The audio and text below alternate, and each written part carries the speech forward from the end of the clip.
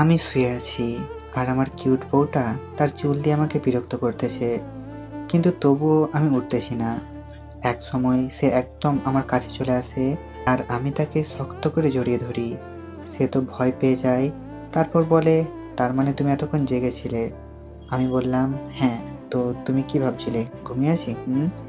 এরপর যেই না আমার বউয়ের মুখ আমার মুখের কাছে নিয়ে এসেছি, অমনি মনে হচ্ছে কেউ একজন আমার কম্বল টানতেছে। তাই তাড়াতাড়ি উঠে পড়ি আর দেখি আমার মা আমার কম্বল ধরে টানতেছে। আপনারাই বলেন তো কেমন লাগে? আমার এমন সুন্দর স্বপ্নটা ভেঙে দিল। আমি এমনিতেই সিঙ্গেল, কত কষ্ট করে একটা স্বপ্ন দেখছিলাম, সেটাও আমার নিজের মা ভেঙে দিল। কেমটা মন চাই কচু গাছের ডালের সাথে ঝুলতে, কিন্তু ঝুলুম না যদি ডালটা ভেঙে যায়। এবার আসুন। তাই মায়ের উপর রাগ দেখিয়ে বললাম, এই তুমি কি আমার নিজের মা? এই সকালবেলা নিজের ছেলের কম্বল নিয়ে টানাটানি করতেছো?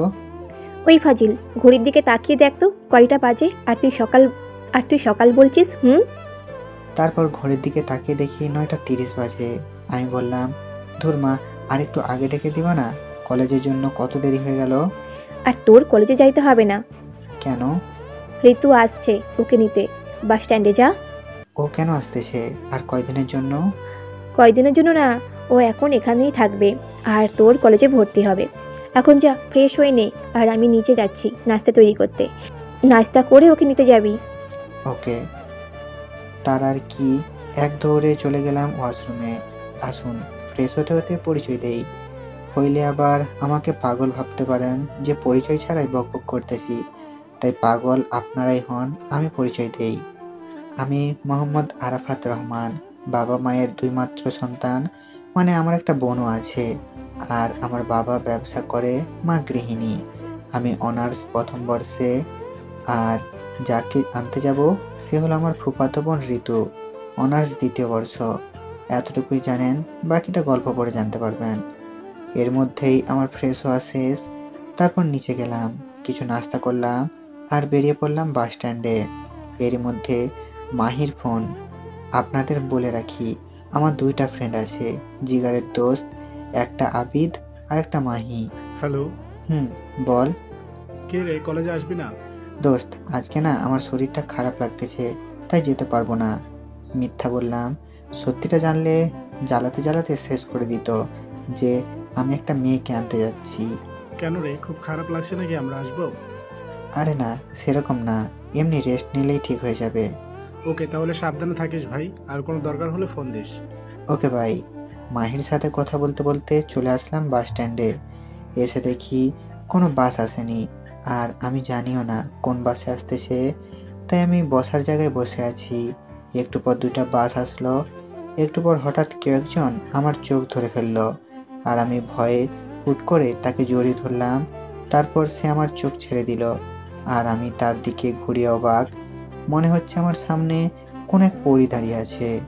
ওকে সেই ছোট্টবেলায় দেখেছি, আমার তো ওর দিক থেকে চোখে ফিরছে না। ইতিমধ্যে ও বলে উঠল, এই কি দেখিস এমন করে? পরী দেখি। কি, এখানে পড়ে আসলো কোথা থেকে? এই তো আমার সামনেই দাঁড়িয়ে আছে। দেখলাম ঋতু বেশ লজ্জা পেয়েছে, যা দেখেই বোঝা যাচ্ছে। তাই আর কিছু না বলে একটা রিক্সা ডাক দিলাম আর দুজনে উঠে পড়লাম। তারপর রাস্তায় আসার সময় দেখলাম ও বারবার আমার দিকে আর চোখে তাকাচ্ছে, আর আমি তাকালেই চোখ ঘুরিয়ে নিচ্ছে। তারপর হঠাৎ সে বলে উঠল, তোকে তো জিজ্ঞাসা করাই হলো না, কেমন আছিস? কেমন আছিস? ভালো, আপনি? ঋতু, আমিও ভালো। তারপর আর কোনো কথা হয়নি আমাদের। সোজা বাসায় চলে আসলাম। এসে কলিং বেল দিতেই আম্মু এসে দরজা খুলে দিল। মনে হয় দরজার পাশেই দাঁড়িয়েছিল আমাদের আসার অপেক্ষায়। তারপর ঋতু সোজা আম্মাকে জড়িয়ে ধরল আর বলল, কেমন আছো মামি? ভালো মা, তুই কেমন আছিস? ভালো। মামা কোথায়? অফিসে গেছে রে মা একটু। আমি আসছি, তাও। মন খারাপ করিস না মা, এক্ষুনি চলে আসবে। কি একটা দরকারি কাজ আছে তো তাই গেছে। হুম। আরাফাত, যা তো ঋতুকে ঘর দেখিয়ে দে। ঋতু আপু আসেন। আমি আপু বলাতে সে রেগে বোম হয়ে গেল। মা সামনে আছে, তাই আর কিছু বলতে পারলো না। তারপর আমি ওনাকে ওনার ঘর দেখিয়ে দিয়ে নিজের ঘরে এলাম আর গোসল করে নিলাম। একটু পর মা এসে দুপুরের খাবারের জন্য ডেকে গেল। আমি আব্বুর রুমে গেলাম, দেখি সাজতেছে। তাই আমি বললাম, খাবেন না? সে বলল, চলো। তারপর আমরা নিচে গেলাম, দেখি আব্বু আর আম্মু বসে আছে আমাদের জন্য। ঋতু গিয়ে তো আব্বুকে জড়িয়ে ধরলো। তারপর সবাই মিলে খাওয়া দাওয়া শেষ করে যার যার ঘরে গেলাম আর আমি ঘুমিয়ে পড়লাম। বিকেলে হঠাৎ করে ঋতু এসে ডাকতে লাগলো আর বলল, এই আরাফাত, ওঠ না, চল বাইরে থেকে ঘুরে আসি। ধুর, এই সময় আর ডাক দেন না তো, যাব না, ঘুমাতে দেন। দাঁড়া, তোর ঘুমানো বের করতেছি।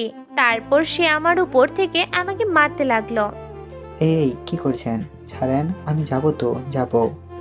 তারপর ঋতু ছেড়ে দিল আর বলল, যাবি না বলে? দেখলি তো আমি কিরকম? দেখলাম তো, একদম শাকচুন্নি। মনে মনে বললাম, না হলে খবর করতো। তারপর ওকে নিয়ে ঘুরতে গেলাম। রাতে বাসায় আসলাম, এসে খাওয়া দাওয়া করছিলাম। এমন সময় আম্মু বলল, কালকে থেকে ওকে আমাদের কলেজে ভর্তি করে দিতে আর একসাথে যেতে। আমিও হ্যাঁ বলে চলে আসলাম। ঘরে এসে ঘুমিয়ে পড়লাম। সকালে হঠাৎ ঘুম থেকে উঠে আমি যা দেখলাম তা দেখার জন্য মোটেও তৈরি ছিলাম না। দেখলাম যে ঋতু আমাকে। সকালে হঠাৎ ঘুমটা ভেঙে গেল। আমার বুকের ওপর ভারী কিছু অনুভব করতেছি। চোখ খুলে দেখি একটা মেয়ে আমার বুকের ওপর মাথা দিয়ে শুয়ে আছে। আমি তো ভয়ে শেষ, তাই এক লাফ দিয়ে উঠছি। তারপর দেখি ঋতু আপু আমার উপর শুয়ে আছে। এর মধ্যেই আমার এরকম করা দেখে সেও উঠে পড়েছে। তারপর আমি তাকে বললাম, এই, আপনি আমার রুমে কেন আসছেন? আর আমার বুকের ওপর মাথা দিয়ে কেন শুয়েছিলেন? জানেন মই কত ভয় পাইছি? আহালে, বাচ্চা ছেলে ভয় পাইছে? কোথায় ভয় পাইছে দেখি তো। এই, আপনি আপনার এই শয়তানি হাসি বন্ধ করুন তো। কি জন্য আসছেন তাই বলেন। কেন বাবু, আমার হাসি দেখে তোমার কষ্ট হচ্ছে নাকি রাগ হচ্ছে? এবার কিন্তু বেশি বেশি হয়ে যাচ্ছে। ওকে, এই যে দেখ, চুপ করলাম। এবার খুশি? খুশি। এবার বলেন, মোর ঘরে আপনি কি করেন? একা একা ভালো লাগছিল না বুঝি? ওই হ্যালো, ভালো লাগবে না কেন? আমার মোটেও ইচ্ছে নাই তোর রুমে আসার। মামি বলল তোকে ডাক দিতে, তাই আসলাম। কলেজে ভর্তি হইতে যাব না, সেই জন্য, নইলে জীবনেও তোর রুমে আসতাম না। ডাক তো দূরের কথা। আচ্ছা, বুঝলাম। তো মোর বুকে মাথা দিয়ে কে ছিল? আমি ছিলাম। আসলে তো ডাকতে এসে দেখি তুই ঘুমিয়ে আছিস, আর আমি তোর পাশে বসে ডাকতেছিলাম। কখন যে চোখ লেগে গেছিল বুঝতেই পারিনি, আর ঘুমিয়ে পড়ছিলাম, বুঝলি? বুঝলাম। বুঝলেই ভালো। তো এখন কি শুয়েই থাকবি নাকি উঠবিও? উঠতেছি, আপনি যান। ওকে, তাড়াতাড়ি আয়। তারপর সে চলে যেতে লাগলো আর আমি তার যার দেখছিলাম। হঠাৎ ফোনটা বেজে উঠলো। ধুর, বালের ফোনটা দিল একটা রোমান্টিক মুহূর্ত নষ্ট করে। বাল, ভালো লাগে না আর। তাই রাগ নিয়ে ফোনটা ধরলাম। হ্যালো। হ্যালো, কি রে, কি খবর তোর? মাহি বললো তোর নাকি শরীর খারাপ। তো এখন কেমন আছিস? আগে বলেছি, মাহি আর আবিদ আমার জিগারের দোস্ত। সেরকম কিছু না, এমনি। এখন ভালো আছি। ও ভালো। তো আজকে কি কলেজে আসবি? যাব। ওকে, আয়, দেখা হবে কলেজে। বাই। Okay, bye. তারপর ফোনটা কেটে দিলাম। তাই ওয়াশরুমে গেলাম ফ্রেশ হতে। ফ্রেশ হয়ে এসে রেডি হয়ে নিলাম। তারপর সিঁড়ি দিয়ে নিচে নামতেই মা বলল ঋতুকে ডেকে নিয়ে আসতে। তাই চলে গেলাম ঋতুর রুমে। হঠাৎ করে তার রুমে যাওয়াতে যা দেখলাম তা দেখার জন্য মোটেও তৈরি ছিলাম না। দেখলাম ঋতু শুধু ব্লাউজ আর পেটিকোট পরে দাঁড়িয়ে আছে। আমি তো দেখেই হাঁ হয়ে গেছি। ঋতু আপুর ফর্সা পেট দেখা যাচ্ছে আর তার সাথে ওর সুন্দর নাভি।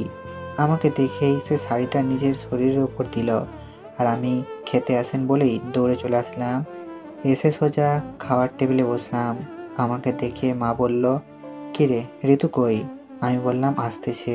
তার ঋতু আসলো, এসে আমার সোজা বসলো। একটু পর আব্বু আসলো। তারপর আমরা সবাই খাওয়া শুরু করলাম।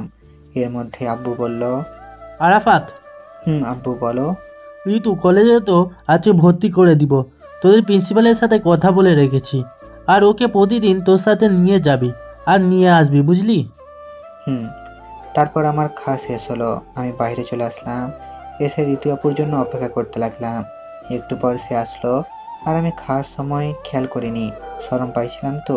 এখন দেখলাম আপু নীল শাড়ি পরেছে, আপুকে একদম পরীর মতো লাগতেছে। আমি তো তার দিক থেকে চোখে ফেরাতে পারছি না।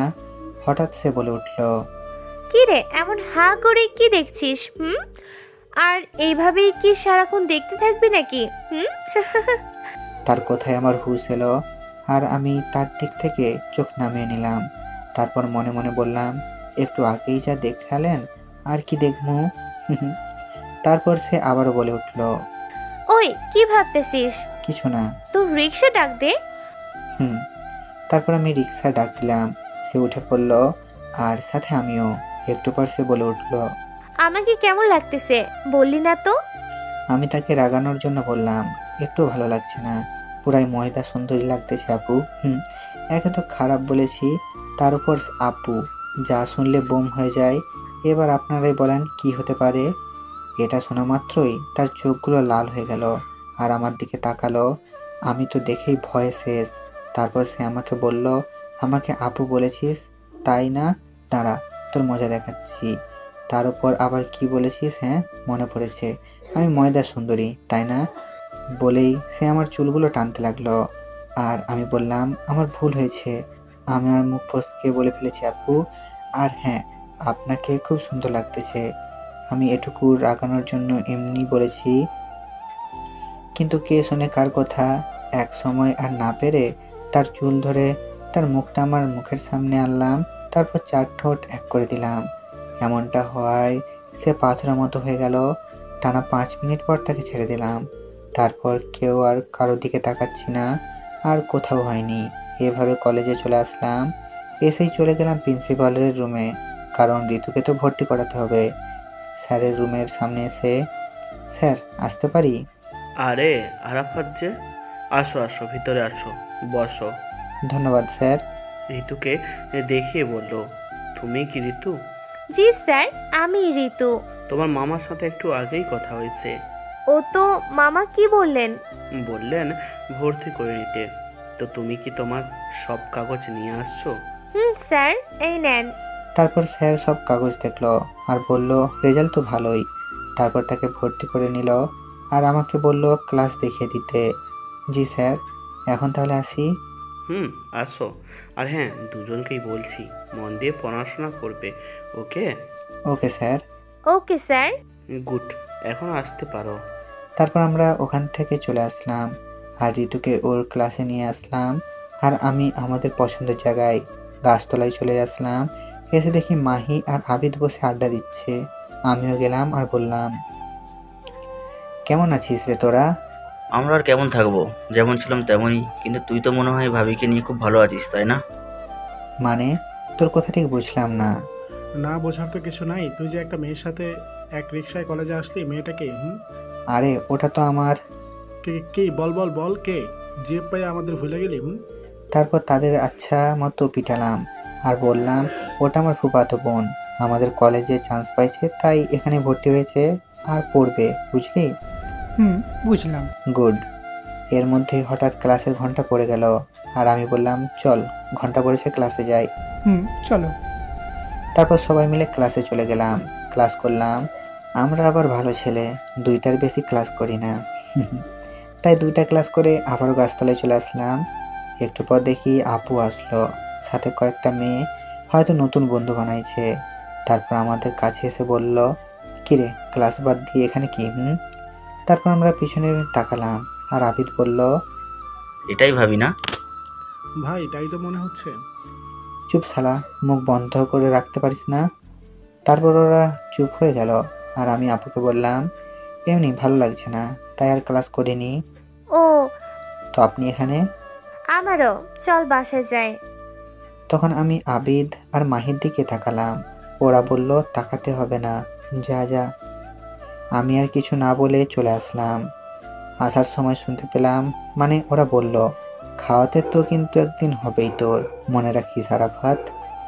তারপর আমরা বাসায় চলে আসলাম। এসে দরজায় কলিং বেল দিতেই আম্মু এসে দরজা খুলে দিল। আর ঋতু যা করলো আর বলল আম্মুকে, আমি তো হতবাক হয়ে গেলাম। আমি কলিং বেল দিলাম আর আম্মু এসে দরজা খুলে দিল।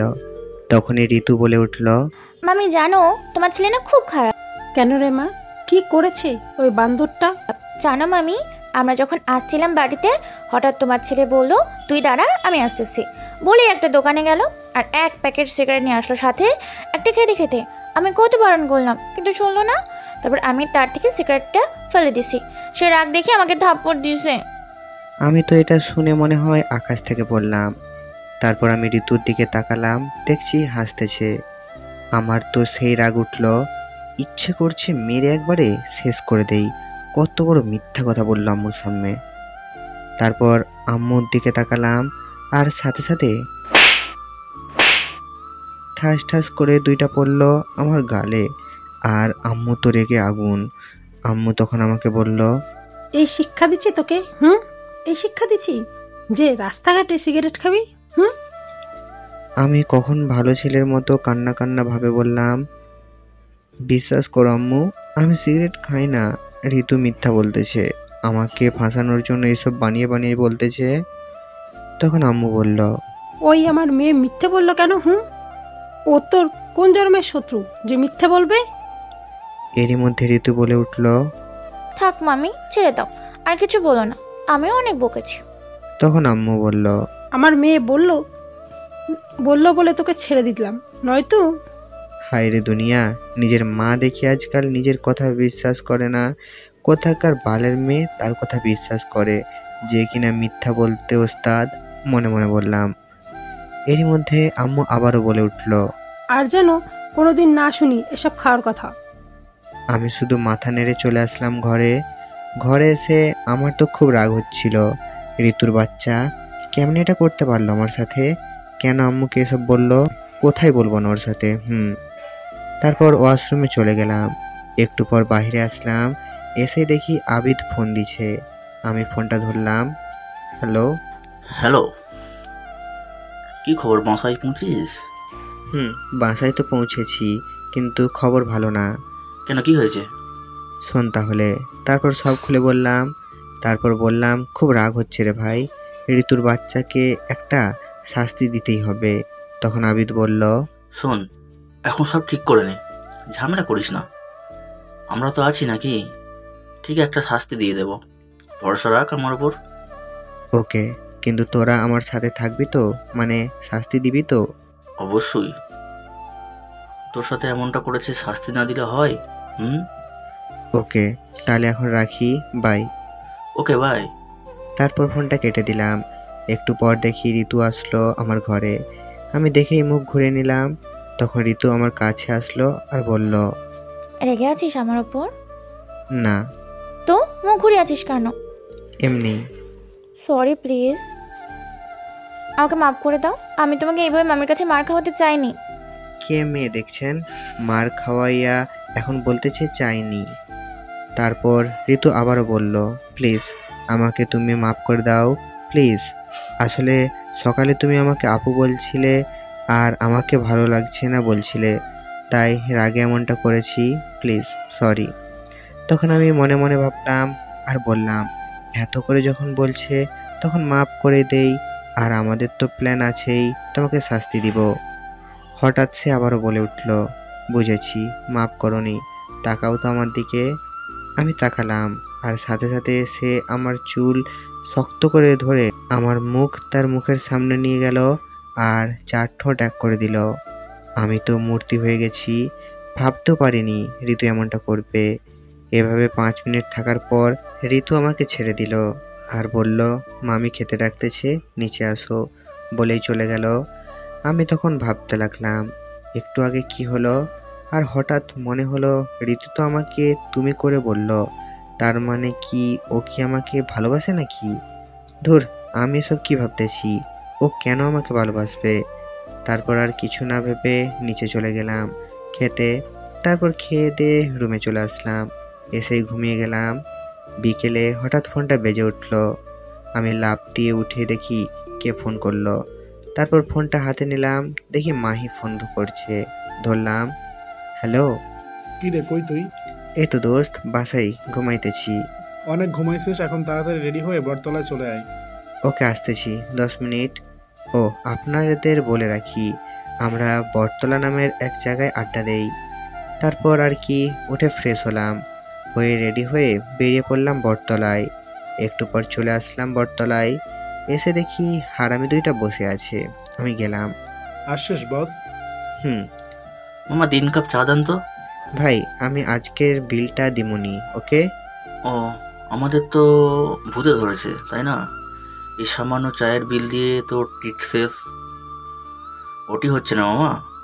ঠিক বলেছিস, শালা তো দেখি আমাদের ঠকাতে আসছিল, এখন নিজেই ঠকে গেল। মনে মনে বললাম, শালারা ধরতে পারছে রে, ধুর। তারপর একটু ভাব নিয়ে বললাম, আমি চায়ের বিল দিতে চাইলাম যাতে তোদের টাকা বাঁচে। তোরা তো শুনলি না, আমাকে যা নয় তা বলতেছিস। ভালো মামা, তুমি এখন যতই ভাবলাও কাজ হবে না, তোমাকে কিন্তু খাওয়াতেই হবে। ঠিক আছে, ঠিক আছে, খাবো। আর আগে আমাকে যেটা ফোনে বলেছিলি তার একটা ব্যবস্থা করে দে। তারপর? আরে মামা, ওই জন্যই তো তোমাকে ডেকেছি। আমার কাছে একটা দারুণ প্ল্যান আছে। তো বল ভাই, কি প্ল্যান? আরে দাঁড়া, বলতেছি। তার আগে বল, ঋতু আপু কি তোকে পছন্দ করে, মানে কেয়ার করে? শোনো তাহলে, আমরা 3 জন তো শুধু জানি মায়ের জিএফ আছে, আর তো কেউ জানে না, তাই না? ও, আপনাদের তো বলা হয়নি, তাই না? মাহির জিএফ আছে, তার জন্য সরি। হ্যাঁ, মাহির একটা জিএফ আছে, এটা শুধু আমরা 3 জন জানি। এখন আপনারা জানলেন, কাউকে আবার বললেন না যেন, তাহলে কিন্তু মাহি আমারও মারবে। আবিদের এই কথা শুনে মাহি কাঁদতে লাগলো। আরে ওরে কেউ পানি দে। তারপর আমি বললাম, আছে তো। তো ওর জিএফকে কিছুদিন তোর নিজের জিএফ বানিয়ে ঋতুর সামনে অভিনয় করবি, তাহলেই দেখবি সে জ্বলতেছে, আর এইভাবেই তাকে শাস্তি দিতে পারবি। কেমন লাগলো বল আইডিয়াটা? বললাম, ঠিকই বলেছিস। বালের ঠিক বলছিস, আর বালের আইডিয়া। আমি আমার জিএফ তোরে দিব না। দে না প্লিজ দোস্ত, আমি তো আর একবারের জন্য নিচ্ছি না, কয়েকদিনের জন্য। আর শুধু তো অভিনয় করবে। আরাফাত তো ঠিকই বলেছে। তুই আর একটা কথা বলবি না, শালা তোর জন্য এসব হলো। তারপর অনেক বুঝিয়ে মাহিকে রাজি করালাম এবং বলে আসলাম কালকে ওর জিএফকে নিয়ে আসতে কলেজে। তারপর বাসায় চলে আসলাম, এসে খেয়ে দিয়ে ঘুমিয়ে পড়লাম। আপুর সাথে একটা কথাও বলিনি, শুধু মনে মনে বলতেছি কালকে থেকে তোমার হবে। সকালে ঘুম থেকে উঠে তাড়াতাড়ি কলেজে গেলাম, কারণ মাহির জিএফকে সব বুঝিয়ে দিতে হবে। তারপর কলেজে গেলাম, দেখলাম ওরাও চলে আসছে। তারপর মাহির জিএফের সাথে কথা বলে সব বুঝিয়ে দিলাম। আর হ্যাঁ, মাহি সব বলে রাখছে, তাই বেশি কিছু করতে হয়নি। একটু পর আমরা গাছতলায় বসে আছি, মাহির জিএফ আমার পাশে। তখন দেখলাম আপু আসতেছে, তাই আবিদ আর মাহি চলে গেল। আমি আর মাহি জিএফ হাত ধরে বসে রইলাম। আমাদের এরকম অবস্থায় আপু দেখে আমাদের কাছে আসলো, আর যা করলো আমি তো ভাবতেও পারিনি যে আপু। তারপর আমরা গাছতলায় গিয়ে বসে আড্ডা দিচ্ছিলাম, আর একটু পর আপু আসতেছিল, যা দেখে মাহি আর আবিদ উঠে চলে গেল। তারপর আমি আর মাহির জিএফ হাত ধরে বসেছিলাম।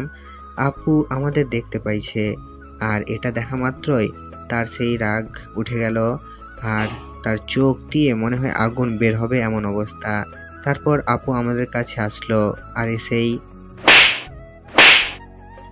আপনারা কি ভাবছেন আমাকে দিছে? আরে না, মাহির জিএফকে দিছে। আমি ভালো ছেলে বুঝছেন তো, সেটা আপু জানেই, তাই মুইকে দেয়নি এমন একটা ভিটামিন। তারপর আপু বলতে লাগলো, ওই মেয়ে কলেজে কি এমন করতে আসো? হ্যাঁ, পড়াশোনা বাদ দিয়ে একটা ছেলের সাথে গাছতলায় বসে প্রেম করতে? সরি আপু, আর কিছু বলতে পারলো না, তার আগেই ঠাস করে আর একটা দিচ্ছে আপু। আহারে বেচারি, নাটক করতে এসে ভিটামিন খাচ্ছে। আর তাকে থামিয়ে দিয়ে আবারও আপু বলল, কোনো সরি না, আর যেন কখনো এসব না দেখি, বোঝে গেছে? শুধু মাথা নেড়ে হ্যাঁ বলে চলে গেল। তারপর আমি এতক্ষণ নির্বাকের মতো দেখছিলাম এসব। এরপর মাহির জিএফ চলে যাওয়ার পর আপু আমার দিকে তাকালো, আমি একবার তাকে বুঝতে পারছি আমার কপালে দুঃখ আছে, কারণ তার চোখ দেখে মনে হচ্ছে এখনই আগুন বের হবে। তাই আমি তার দিকে তাকালাম না, চোখ নামিয়ে নিলাম। আর সাথে সাথেই ওমা, এবার দেখি থাপ্পড়টা আপু আমাকে দিচ্ছে। আপনারা ভালো না, আপনারা আমার জন্য দোয়া করেননি, বরং চেয়েছেন যাতে আমি মার খাই, তাই না? সবাই দুষ্টু। আসুন, আমি যেহেতু থাপ্পড়টা খেয়ে ফেলেছি, তখন কি আর করার। শুধু একটা কথাই বলি, আপনারাও যাদের বিয়ে হয়েছে তারা এখন থেকে বউয়ের হাতে থাপ্পড় খান, আর যারা করেননি তারা যেন বিয়ের পর খায়। মজা করে বললাম, প্লিজ কেউ কিছু মনে করবেন না। আর আমার দোয়া আমি মন থেকে করিনি, তাই চিন্তা নাই। তারপর আপু আমাকে বলল, এসব কি? তুই মেয়েদের সাথে হাত ধরে বসে থাকিস, তাতে তুই প্রেম করিস? আপু আমি তো। চুপ, আর একটা কথাও বলবি না। তুই চল আজকে বাসায়, তারপর তোর হবে। প্লিজ আপু। বলতে না বলতেই ঠাস করে আবার চর। এবার আমি বুঝতে পারছি চরটা কেন দিল।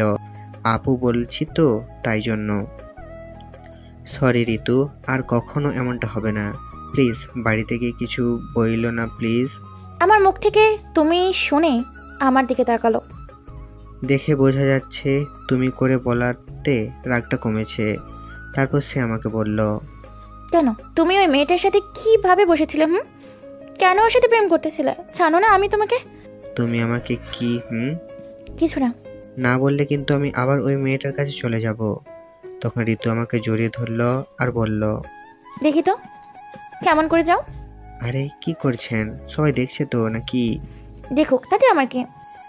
আপনার না হলেও আমার অনেক কিছু ছাড়েন। তারপর জোর করে ঋতুকে ছাড়িয়ে নিলাম।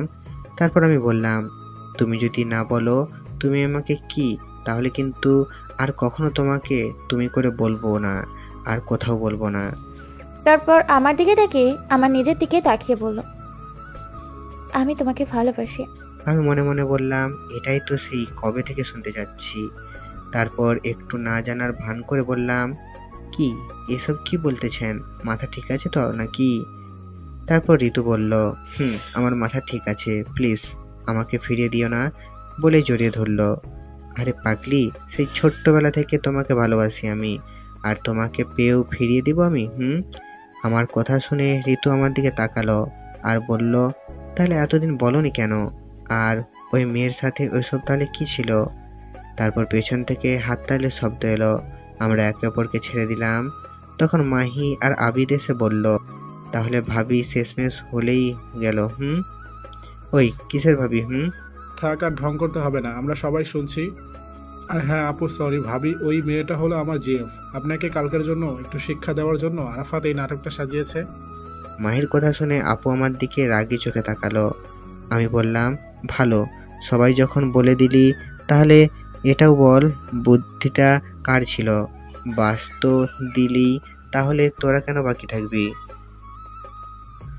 আমার কথা শুনে ঋতু হয়তো কিছু বুঝতে পারছে, তাই সে বলল, মাহি সত্যি করে বলতো ঘটনা কি? ভাবি আমি বলতেছি, আসলে আরাফাত কালকে আমাকে আপনি কি কি করেছেন সবই বলেছে। তারপর আমি বুদ্ধি করে ওকে এসব কথা বলি যাতে আপনাদের ভালোবাসা প্রকাশ পায় আর কোনো সমস্যাও হয় না। আপুর হাত থেকে বাঁচার জন্য এসব বলল। তারপর আপু কি যেন ভাবলো আর বলল, ঠিকই করছো, থ্যাঙ্কস। আর আমার কানে কানে বলল, তুমি খালি বাসায় চলো আজকে। ওরা তখন বলল, ভাবি খালি থ্যাঙ্কস দিয়ে কাজ হবে না, খাওয়াতে হবে। তখন বললাম, ওই কিসের খাওয়া রে? পেটুক। দেখছেন ভাবি, আপনার উপকার করলাম তার জন্য একটু খাবার কথা বললাম আর আমাদের পেটুক বলতেছে। তখন আপু বলে উঠল, আচ্ছা ঠিক আছে, খাওয়াবো। তার আগে তোমাদের বন্ধু তো আমাকে প্রপোজাল করলো না, তাহলে ভাবি আর হইলাম কেমনে বলো? ঠিকই তো, ওই হারামি ভাবির প্রপোজ করে যাও। তখন ভাব নিয়ে বললাম, পারবো না। তখন ওরা বলল, কেন পারবি না? তখন বললাম, তোরা শালা সবাই বেঈমান, নিজেরা বাঁচার জন্য আমাকে ফাঁসা দেস, আর নিজেদের ভালোর জন্য অন্যের ক্ষতি হলেও কিছু ভাবিস না। তখন ওরা বলল, ধুর, বাদ দে তো এসব, আর প্রপোজ কর। বললাম পারবো না। তখন ওরা কিছু বলার আগেই আপু বলে উঠল, কি বললি তুই? আরেকবার বলতো। আরে আমি তো বললাম প্রপোজ করব ভাবতেছি। তখন ওরা হাসতে লাগলো। আমি তখন রাগ দেখিয়ে বললাম, চুপ শালারা। তখন আপু বলল, তাড়াতাড়ি প্রপোজ কর, বেশি সময় নাই, আজকে না করলে হয় না। না হয় না, তাই আজকে করবি আর এখনই। আচ্ছা ঠিক আছে, করতেছি, এত রাগের কি আছে শুনি। বেশি না, বসে প্রপোজ কর। তারপর প্রপোজ করতে শুরু করলাম। প্রপোজের কথা, তুমি আমার কাছে মেঘ, আমার কাছে পড়ি, দিব তোমাকে সময়, আমার হাজারো ব্যস্ততা ছাড়ি, সকালের সূর্য তুমি, রাতের ওই চাঁদ, ভালোবাসায় জড়িয়ে রাখবো তোমায় সারাদিন রাত, হবে কি তুমি আমার পথ চলার সাথী, হবে কি আমার শেষ ভরসা, গোলাপের প্রথমে কলি আসে, পরে আসে ফুল, আমি তোমায় ভালোবাসি ঋতু, আই লাভ ইউ। তারপর ঋতু আমাকে শক্ত করে জড়িয়ে ধরলো আর বলল, হ্যাঁ আমি তোমার সব হব।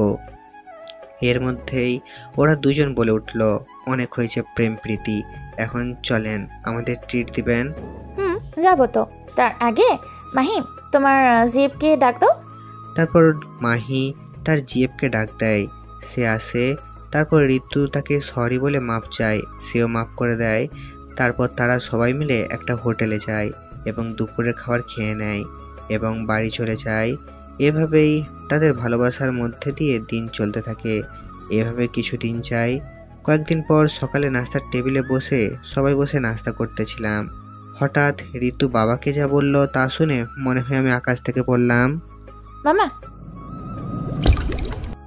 কয়েকদিন পর সকালে নাস্তার টেবিলে বসে সবাই মিলে নাস্তা করছিলাম।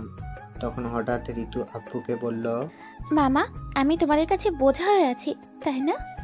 আব্বু তখন খাওয়া বাদ দিয়ে ঋতুর দিকে তাকালো আর বলল, এ সময়ে কি কথা মামনি, আমরা কখন থেকে এসব বলছি? যে এসব বলতেছিল। মামা তোমরা তো কিচ্ছু বলনি, বলেছে তো তোমাদের আদরের সন্তান আরাফাত। আমি তো ঋতুর কথায় আকাশ থেকে বললাম, আরে আমি এসব কখন বললাম? তখন আব্বু বলল, দেখছো আরাফাতের মা, তোমার ছেলে কতটা কুলাঙ্গার হয়ে গেছে, আমাদের মেয়েকে কী সব বলছে, ওকে তো আমি বলে লাফ দিয়ে উঠলো চেয়ার থেকে। তখনই আম্মু আব্বুকে আটকালো আর বলল, দেখো এখন খাওয়ার টেবিলে কিছু করো না, ওর না বুঝে করেছে, এবারের মতন ছেড়ে দাও। তখনই ঋতু বলে উঠল, থাক মামা, মাফ করে দেন ওকে। তখন আব্বু বলল, দেখ আমার মেয়েকে দেখেছে, যাকে তুই কিনা এসব বলছিস, আর হ্যাঁ ওর জন্য আর তোর মার জন্য তুই আজকে বেঁচে গেলি, আর যেন জীবনেও এসব কথা না শুনি। আমি তো ভয়ে শেষ, তাই শুধু বলে মাথা নাড়ালাম, কারণ আমি বুঝতে পারছি যে আমি যাই বলি না কেন কেউ বিশ্বাস করবে না। তাই দোষটা নিজের ঘাড়েই নিলাম আর মনে মনে বলতে লাগলাম, কুকুর বাচ্চা ঋতু, তোরে এটার শাস্তি আমি দিমই দেখিস, তুই এই আরাফাতকে চিনিস না। তারপর আব্বু উঠে চলে গেল, সাথে আম্মু গেল। তখন আমি আর ঋতু ছিলাম টেবিলে বসে। তখন সে বলে উঠল, কি রে কেমন বাস খাওয়ালাম? আর মেয়েদের দিকে তাকাবি, বল, সাথে সাথে কথা বলবি। ও এবার বুঝলাম কেন ঋতু আমাকে এত বড় বাঁশ দিল। আপনারা হয়তো কিছু বুঝতে পারেননি যে আমাদের মতো কিউট সাদাসিধা ছেলেকে ঋতুকেও বা বাঁশ খাওয়ালো আর এসব বলল। আসুন একটু অতীত থেকে ঘুরে আসি। অতীত কয়েকদিন আগের কথা। আমি, মাহি আর আবিদ কলেজে গাছতলায় বসে আড্ডা দিচ্ছি। হঠাৎ করে মেঘলা ফোন করে। ও আপনাদের তো বলাই হয়নি, মাহির জিএফের নাম মেঘলা। তার নামটা এমনি দেয়া, কারো এই নাম হয়ে থাকলে প্লিজ কিছু মনে করবেন না। আর হ্যাঁ, আমার বন্ধু মাহিকে খেপাবেন না, নইলে সে কিন্তু আমাকে মারবো। আমরা ভালোবেসে মেঘলা বলে ডাকি। থুক্কু, মাহি ভালোবেসে মেঘলা বলে ডাকে, তাই আমরাও ডাকি। আমরা জিগারের দোস্ত কিনা। তারপর মাহি ফোনটা ধরে তখন মেঘলা বলে, কোথায় আছো তুমি? এই তো শোনা, আরাফাত আর আবিদের সাথে কলেজে সেই গাছতলায় বসে আছি। কেন, কি হয়েছে? আসলে আমি না একটু শপিং করতে যাব, তুমি কি আসতে পারবে প্লিজ? আচ্ছা ঠিক আছে, কোথায় আসতে হবে বলো, আমি আসতেছি। Thank you Babu. বিগ বাজার মলে চলে আসো। ওকে শোনা, আসতেছি। বাই মেঘলা, বাই, তাড়াতাড়ি আসো কিন্তু। ওকে, তারপর মাহি ফোনটা কেটে দেয় আর আমরা তাদের উম্মা দেওয়া দেখেই বুঝতে পারছি কে ফোন দিছে। তাই আমি বললাম, কিরে মেঘলা কোথায় যেতে বললো? দোস্ত তুই কিভাবে বুঝলি মেঘলা ফোন দিছিল? শোন, তোর থেকে আমার বুদ্ধি একটু বেশি বুঝলি, আর তোরা যে মা শুরু করেছিস সবাই বুঝতে পারবে। যাই হোক, কোথায় আর কেন যেতে হবে বল তো? আসলে মেঘলা একটু শপিং করতে যাবে, তাই বিগ বাজারে যেতে বললো। ঠিক আছে, যা যা। রাগ করিস না প্লিজ, বুঝতে তো পারছিস। ঠিক আছে যা। তারপর মাহি চলে গেল। তখন আবিদ বলল, মাহি তো চলে গেল ওর জিএপের কাছে, তো আমরা এখানে থেকে আর কি করব? চল কোথা থেকে ঘুরে আসি, সাথে মেয়েও দেখা হবে নি নতুন নতুন। তেজ, ঋতু জানতে পারলে আমার খবর করে দিবে। আরে ধুর, ও কেমনে জানবে? আমরা তো দুজনই যাব। ওকে চল তাহলে। তারপর আমি আর আবিদ বাইক নিয়ে চলে গেলাম একটা মলে। হ্যাঁ, আপনাদের একটা কথা বলে রাখি, আমি এরই মধ্যে নতুন বাইক কিনেছি, গল্পে বাস্তবে না। তারপর আমরা মলে কয়েক পাক দিয়ে মলের একটা রেস্টুরেন্টে এসে বসলাম। তারপর কফি খেতে লাগলাম।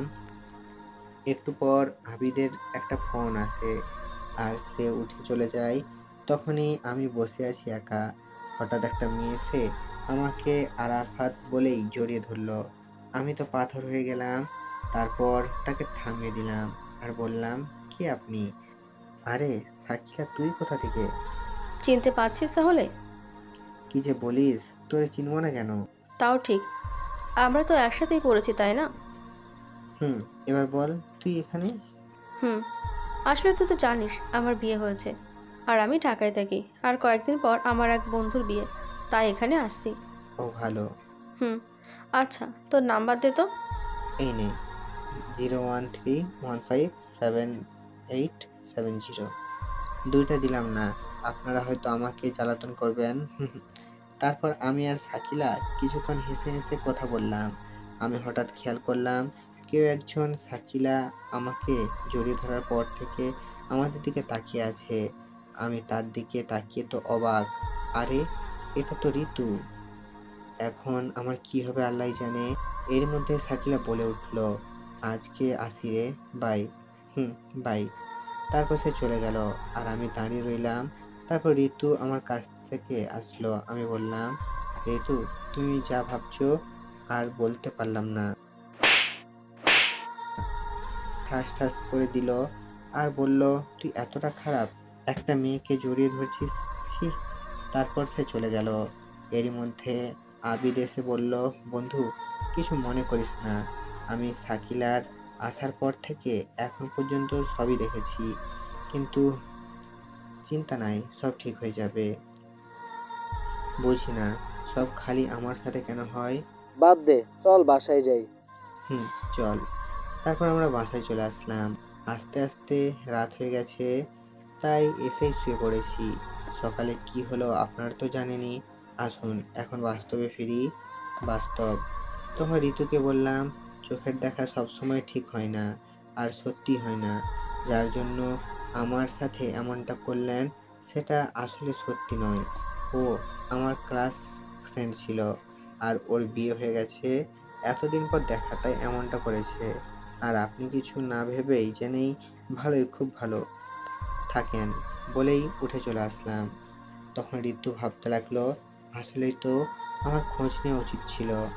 আমি কিছু না জেনে শুনে আরাফাতের সাথে এরকম করলাম। সে যদি আমাকে ভুল বোঝে ছেড়ে চলে যায়, না, আমি কি করলাম বলেই কান্না করতে লাগলাম। তখনই মা এসে বলল, কি হয়েছে? সে কিছু না বলেই কান্না করতে করতে উপরে চলে যায় আর আমার রুমের সামনে এসে কান্না করতে করতে বলল, প্লিজ প্লিজ আমাকে মাফ করে দাও, প্লিজ আমার ভুল হয়েছে, আমি আর কখনো এমনটা করবো না, সত্যি। প্লিজ আপনি এখন নেকা কান্না করবেন না তো, আমার ভালো লাগছে না, যান এখান থেকে। আর হ্যাঁ, আমি আপনাকে ভালোবাসি না, যান।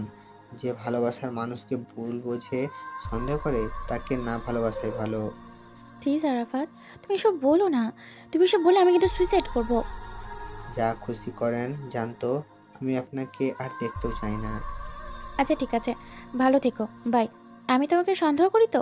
আসলে তোমাকে ভালোবাসি তো, তাই এমনটা করি। আর হ্যাঁ, তুমি যেহেতু কখনো আমার এই মুখ দেখতে চাও না, আমিও আর দেখাবো না। বাই। বলে কান্না করতে করতে চলে গেল। আমি এখন ভাবতে লাগলাম, আসলেই তো, তাই ঋতু আমাকে ভালোবাসে, তাই এমন সন্দেহ করে। আমার এমনটা করা ঠিক হয়নি। তারপর হঠাৎ করে নিচ থেকে মায়ের চিৎকার শুনতে পেলাম। দৌড়ে গিয়ে যা দেখলাম, তা দেখা আমার পায়ের নিচ থেকে মাটি সরে গেল। দেখলাম যে ঋতু। তারপর ঋতু দৌড়ে নিচে চলে গেল আর টেবিলের ওপর থেকে ফুল কাটা ছুরি নিয়ে নিজের হাত কেটে ফেললো। আর মা এসব দেখে দৌড়ে রান্নাঘর থেকে ঋতুর কাছে আসলো, এসে চিৎকার দিয়ে উঠলো আর বলল, কি হয়েছে, কেন সে এমনটা করলো? কিন্তু কিছু বলছে না। ঋতু কিছু না বলে মায়ের কোলে জ্ঞান হারিয়ে ফেললো। এরই মধ্যে আমি মায়ের চিৎকার শুনে দৌড়ে নিচে চলে আসি। এসে দেখি ঋতুর হাত থেকে রক্ত পড়তেছে, যা দেখে আমার পায়ের নিচ থেকে মাটি সরে গেল। আমি ভাবতে লাগলাম যে ঋতু তাহলে সত্যি সত্যি সুসাইড করলো। না, আর ভাবতে পারছি না। এরই মধ্যে মা বলে উঠল, দেখ আরাফাত, ঋতু কি করে ফেলেছে, তুই কিছু একটা কর। মা তুমি কান্না করো না, আমি এখনই ওকে হাসপাতালে নিয়ে যাচ্ছি। হুম বাবা, তাই কর, আমার মেয়েটাকে তুই বাঁচা। তারপর আমি ঋতুকে কোলে তুলে নিয়ে গাড়িতে বসাইলাম আর নিজে গাড়ি চালিয়ে ঋতুকে হাসপাতালে ভর্তি করে দিলাম। কিছুক্ষণের মধ্যে আবিদ আর মাহিও চলে আসলো। আমি ওদের থেকে বিদায় করে কান্না শুরু করে দিলাম। ওরা আমাকে সান্ত্বনা দিতে থাকে আর বলতে থাকে, সব ঠিক হয়ে যাবে, চিন্তা করিস না, ঋতুর কিছু হবে না। কয়েক ঘন্টা পর ডাক্তার বেরিয়ে আসলো আর বলল, রোগীর আত্মীয় স্বজন কে আছে? কাছে গিয়ে বললাম, আমি কি হয়েছে বলুন। দেখুন, রোগীর অনেক রক্ত বের হয়ে গেছে, তাই এখনই বি প্লাস রক্ত লাগবে। আবিদ তখন বলে উঠল, স্যার আমার রক্ত বি পজিটিভ, আমি রক্ত দিব। ওকে, তাহলে আসেন আমার সাথে। চলেন। তারপর আবিদ আমাকে বলল, এই আমি রক্ত দিতে যাচ্ছি, দেখবি ভাবি একদম ঠিক হয়ে যাবে, আর তুই কিন্তু একদম আর কান্নাকাটি করবি না বলে দিলাম। তারপর আমি আবিদকে জড়িয়ে ধরে কান্না লাগলাম। তখনই আবিদ বলে উঠল, কান্না করতে মানা করলাম তো নাকি? সরি, আর কান্না করব না।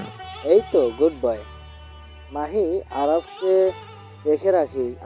দেখে রাখিস, আর কান্না করলে শুধু আমাকে বলবি, তারপর দেখবি আমি এসে কি করি। ঠিক আছে।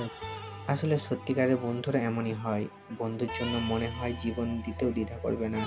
আমি দোয়া করি আল্লাহর কাছে যে আমার এই গল্পে দেয়া দুই বন্ধুর নাম, তারা যেন বাস্তবেও, এবং আমার বাকি বন্ধুরা সবাই যেন একে অপরকে বিপদে পাশে থাকতে পারি। আপনারাও দোয়া করবেন আমাদের জন্য। তারপর আবিদ চলে গেল। কয়েক ঘন্টা পর ডাক্তার বেরিয়ে এলো, সাথে আবিদও এলো। এসে আবিদ বলল, বলছিলাম না ভাবির কিচ্ছু হবে না। গিয়ে আবিদকে জড়িয়ে ধরলাম আর বললাম, সত্যি আজকে তুই না থাকলে কি যে হতো। থ্যাঙ্কস রে দোস্ত। আবিদ আমাকে ধাক্কা দিয়ে সরিয়ে দিল। আমি তো অবাক। তারপর সে মাহিকে বলল, মাহি দেখো তো, এই কি আমাদের আরাফাত, যে বন্ধু হয়ে বন্ধুকে থ্যাঙ্কস দেয়, ওর সাথে কথা নাই, চল। বলে চলে যেতে লাগলো। আমি বুঝতে পেরে আটকাইলাম আর তাদের সামনে গিয়ে কান ধরলাম আর বললাম, সরি। এই না, কি বলতেছি, বন্ধুত্বে তো নো সরি নো থ্যাঙ্কস। এবার তাহলে বুঝেছিস, বলেই ওরা দুজন আমাকে জড়িয়ে ধরলো।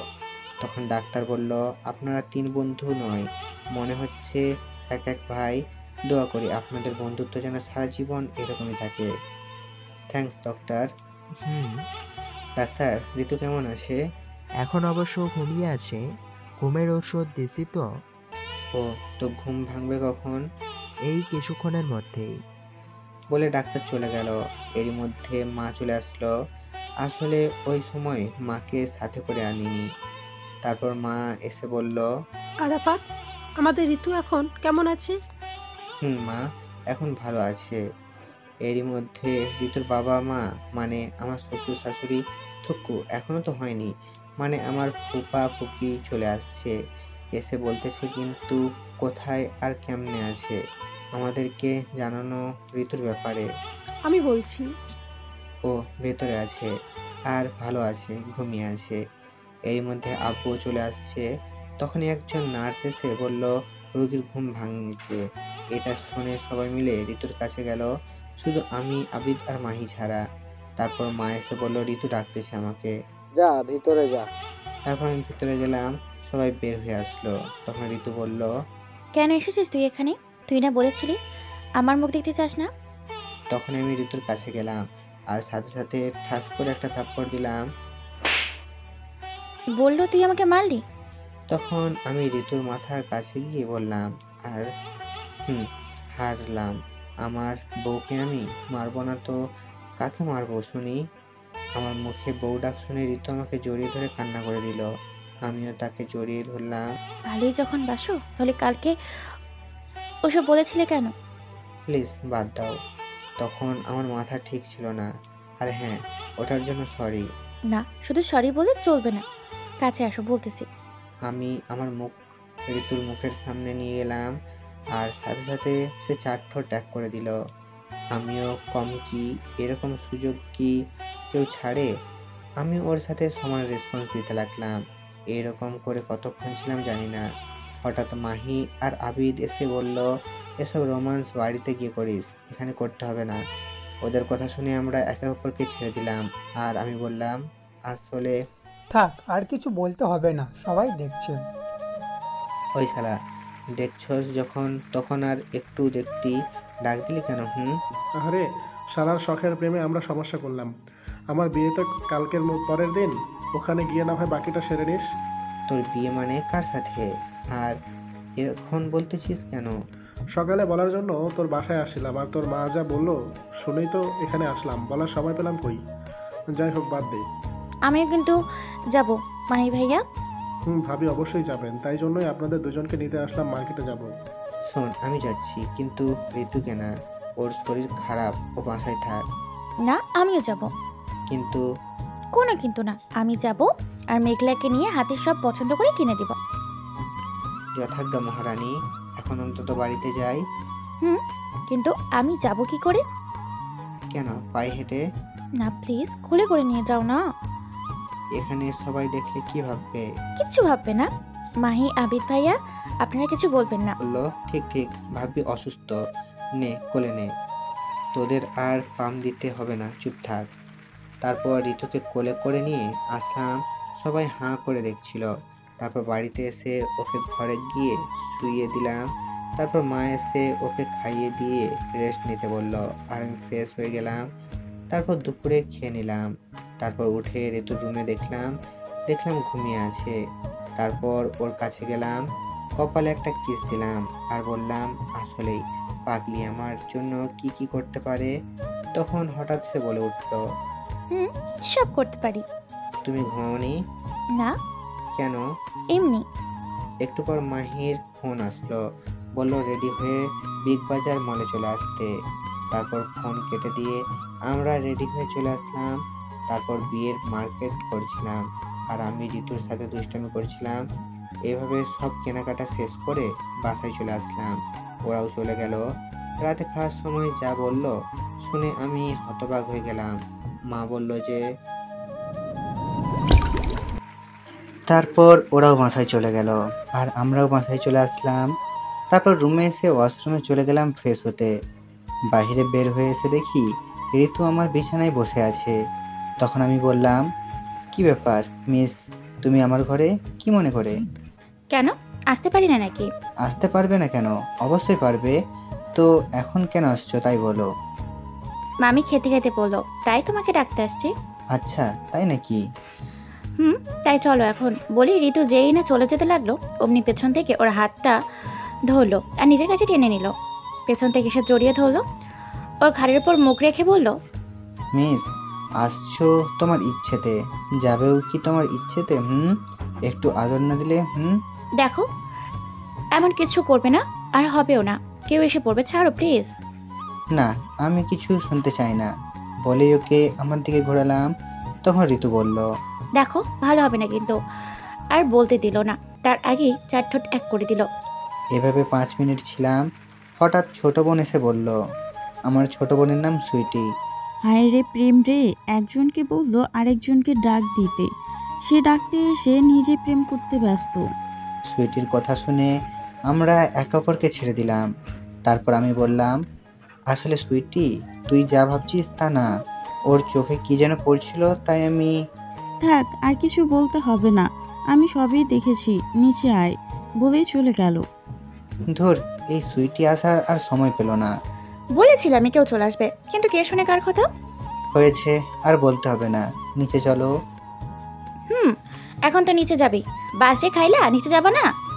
আমি বাস না, দাঁড়াও, দেখাচ্ছি মজা বলে ঋতুকে ধরতে গেলাম। ও দৌড়ে চলে গেল, সাথে আমিও গেলাম। তারপর খাওয়ার টেবিলে আমরা সোজাসুজি বসলাম। আমাদের দেখে সুইটি খালি হাসতেছে। আমি ওর কানে কানে বললাম, চুপ, এত হাসছিস কেন? ঘরের ভিতরের ঘটনা কি বলে দেব? ভয় দেখাচ্ছিস আমাকে? বোন, তোর পায়ে ধরি, কিছু বলিস না। চকলেট দিমনি? ওকে, মনে থাকে যেন। অবশ্যই। তারপর আমরা খেতে লাগলাম সবাই মিলে। আর আমি ঋতুর পায়ে সুরসুরি দিচ্ছি, ও খেতে পারতেছে না। এরই মধ্যে মা হঠাৎ বলে উঠল, আরাফাত শোন। মা বলো। বলছিলাম কি, ঋতু তো বড় হয়েছে, তো আমরা সবাই মিলে ঠিক করেছি ওরে বিয়ে দেবো। তুই কি বলিস? মায়ের এই কথা শুনে আমি মনে হয় আকাশ থেকে পড়লাম। তখন আমি ঋতুর দিকে তাকালাম, দেখি সেও আমার দিকে তাকিয়ে আছে। এরই মধ্যে মা আবারও বলে উঠল, কি রে বল। মা, এত তাড়াতাড়ি ওর বিয়ে দিবা? আরো পরে দাও, আগেও পড়াশোনা শেষ করুক। ছেলেটা খুব ভালো, আর ছেলের বাবা মা বলেছে বিয়ের পরও তাকে পড়াবে। এইদিকে এসব শুনে আমার বুকে ব্যথা অনুভব করলাম। তাই আর বেশি কিছু না বলে শুধু বললাম, যা ভালো মনে হয় করো, বলেই ঘরে চলে আসলাম। এটা কি হলো? ও ঘরে গেল কেন? থাক, বাদ দাও তো মা, যে যায় যাও, তুমি বিয়ের কথা বলো। কিন্তু তাও। বাদ দাও না মামি, এসব বিয়ের কথা পরে না হয় দিও, আরাফাত যখন অমত দিচ্ছে। না ঋতু, তাদের ইচ্ছে তোকে তাদের ছেলের বউ বানাবে। তারপর তারা একটু কথা বলে খাবার শেষ করলো। তারপর ঋতু আমার রুমে আসলো। হঠাৎ চলে আসলে যে? কেন আসছি জানো না? কিন্তু সবাই কি ভাববে? বারে বারে এইদিকে আমার ভালোবাসার মানুষকে আমি হারাতে চলেছি, আর তুমি ভাবতেছো কে কি ভাবলো। এতটা ভালোবাসো আমাকে? আর কিছু না বলেই ঋতুকে জড়িয়ে ধরলাম আর বললাম, আমি তোমাকে ছাড়া বাঁচবো না। আমি তো ঠিক আছে, আমরা মাহির বিয়ে হয়ে গেলে আমাদের ভালোবাসার কথা বলবো সবাইকে, ঠিক আছে? তারপর হঠাৎ মাহির ফোন আসলো। আমি ধরলাম। সে বলল, সকাল সকাল চলে আসিস, কিন্তু অনেক কাজ আছে। বললাম ওকে। তারপর ফোন কেটে দিয়ে ঋতু ওর ঘরে গেল। আমি শুয়ে পড়লাম আর ভাবতে লাগলাম, আমি কি সত্যি ঋতুকে হারিয়ে ফেলবো? তারপর কখন যে ঘুমিয়ে গেছি মনে নেই। সকালে ফোন বাজতেছে। আমি ঘুম চোখে নাম না দেখেই ধরলাম। হ্যালো। ওই শালা, কিসের হ্যালো? কই তুই? এই তো বাড়িতে। কেন, কি হয়েছে? কেন, কি হয়েছে? দেখ তো কয়টা বাজে, তোকে কখন থেকে আসতে বলেছি। তখন ঘড়ির দিকে তাকিয়ে দেখি 7টা বাজে। তারপর আমি বললাম, 5 মিনিটে আসছি বন্ধু, দাঁড়া। তারপর ফোন কেটে দিয়ে কোনো রকম ফ্রেশ হয়ে চলে গেলাম মাহির বাসায়। তারপর থেকে শুরু হলো কাজ আর কাজ। হঠাৎ ফোন আসলো, দেখি ঋতু ফোন দিছে। হ্যালো। খাইছো তো ফুরে? না, এখন খাবো কেন, সময় হোক খাবো নি। তুমি খাইছো? সময় আবার কখন হবে? দেখো তো কয়টা বাজে। ঘড়িতে দেখি 3টা বাজতেছে। আমি হাই কাজের ঠেলায় খেয়ালই নাই যে কয়টা বাজে। তারপর সে বলল, তাড়াতাড়ি খেয়ে নাও। আর শোনো। বলো। সন্ধ্যায় তাড়াতাড়ি রেডি হয়ে থেকো, আমি নিতে যাবনি। ওকে। তারপর ফোন কেটে দিলাম। আবারও কাজে মন দিলাম, খাওয়ার কথা মনেই নাই। এভাবে সন্ধ্যা হয়ে গেল। আমি ঋতুকে নিতে গেলাম। ঋতু রুমে গেলাম, গিয়ে দেখলাম সে একটা নীল শাড়ি পরে আছে। মনে হচ্ছে একটা পরি বসে আছে আমার সামনে। তারপর সে চোখে কাজল দিল, মেকআপ করেনি, এমনিতেই যে সুন্দর। তারপর সে ঠোঁটে লিপস্টিক দিতে লাগলো। আমি বললাম, এটা দিও না। তুমি কখন আসলে? একটু আগে। ওটা দিও না, আমার এসব পছন্দ না। ওকে। তারপর ঋতুকে নিয়ে চলে গেলাম মাহির বাসায়। তারপর সবাই মিলে আনন্দ করে গায়ে হলুদের অনুষ্ঠান শুরু হলো। আর আমরা, মানে আমি, আবিদ, শুধু মেয়েদের সাথে টাঙ্কি মারতে লাগলাম। হঠাৎ দেখি ঋতু আমাকে ধরে নিয়ে একটা ঘরে গেল। তখন আবিদ বলল, আজকে তুই শেষ। তখন তাকিয়ে দেখি ঋতুর চোখ দিয়ে আগুন বের হচ্ছে রাগে। বললাম, কি হয়েছে, এভাবে ঘরে আনলে কেন?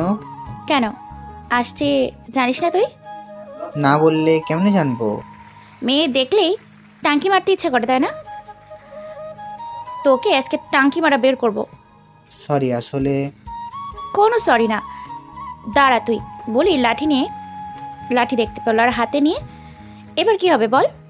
তুমি আমাকে মেরো না প্লিজ, আমার কিছু হলে তোমারই কষ্ট হবে নি। হোক। আচ্ছা সরি, আর জীবনও এমনটা করব না, প্রমিস। ঠিক তো? 100% ঠিক। ওকে। তাহলে লাঠি ফেলে দাও আর বাইরে চলো। ওকে। তারপর আমরা বাইরে চলে আসলাম। আমাকে দেখেই বন্ধু কি হলো এতক্ষণ? কিছু না। আমি তো জানি। তাহলে চুপ থাক। এভাবে গায়ে হলুদের অনুষ্ঠান শেষ হলো। রাতে আমরা বাড়ি ফিরলাম। মাহি আসতে দিবে না, তাও জোর করে আসলাম। ঋতুর ভালো লাগছে না, তাই বাড়িতে এসে ঋতু ওর ঘরে গেল, আমিও আমার ঘরে গেলাম। তারপর ঘুমিয়ে পড়লাম। সকালে তাড়াতাড়ি উঠলাম, কারণ আজকে মাহির বিয়ে। তারপর আমি চলে গেলাম মাহির বিয়েতে, আর বাড়িতে বলে গেলাম তাড়াতাড়ি যেতে। আর ঋতু বলল ও মেঘলার বাসায় যাবে। আমি মাহির বাসায় এসে সব কাজ করলাম। তারপর ওকে গোসল করিয়ে সবাই মিলে বের হলাম বিয়ের উদ্দেশ্যে। একটু পর আমরা সবাই চলে আসলাম মেঘলাদের বাড়িতে। তারপর গেটে কয়েকজন মেয়ে দাঁড়িয়ে আছে। মাহি ওদের দেখেই আমাকে বলল, ভাই তুই একটু সব ম্যানেজ করিস। ওকে, চিন্তা নাই। তারপর আমরা ওদের কাছে গেলাম। তখন সবাই বলে উঠল, আসেন দুলা ভাই আসেন, শরবত খান। সে না হয় বর শরবত খাবে, কিন্তু আপনাদেরকে তো চিনলাম না। ওদের মধ্যে একজন বলল, আমি সুলতানা সাদিয়া, মেয়ের ছোট বোন। আর এ হলো আমার খালাতো বোন আরিফা, এ হলো আমার চাচাতো বোন রিমা। এভাবে পরিচয় করে দিল। তারপর আমি বললাম, আচ্ছা তার মানে আপনারা আমার বেয়ান, তাই তো? তখন আবিদ আমার কানে কানে বলল, বন্ধু সাদিয়া কিন্তু আমার, ওকে কিছু বলিস নাই। আমি তো অবাক, আবিদ এসেই আমার বেআইনকে ওর বলে চালিয়ে দিল। ওকে। তারপর ওরা সবাই বলল যে শরবত খান। না, আমরা এসব খাই না। তাই তাহলে 5,000 টাকা দেন, খেতে হবে না। আমরা 1 টাকাও দিব না। না দিলে ভেতরেও যেতে দেব না। সমস্যা নেই, তোমাদের মেয়েই বসে আছে আমার বন্ধুকে বিয়ে করার জন্য। আমরা না হয় ফিরেই যাই। মাহি চল। বলেই যেতে লাগলাম। মাহি তো হাঁ হয়ে সব দেখছে। এই তো ঋতু আমাকে চিনে মনেই নাই। তারপর ওরা রাগে ফুঁসতে লাগলো, আর আমরা ভেতরে গেলাম। তারপর বিয়েটা হয়ে গেল। আমরা বাসায় সবাই চলে আসলাম বউ নিয়ে। তারপর রাতে বাসর ঘরের সামনে যা হলো, তারপর আমরা বউ নিয়ে বাসায় চলে আসলাম। সবাই তো বউ দেখার জন্য চলে আসলো। তারপর ভাবিরা মেঘলাকে ঘরে নিয়ে গেল।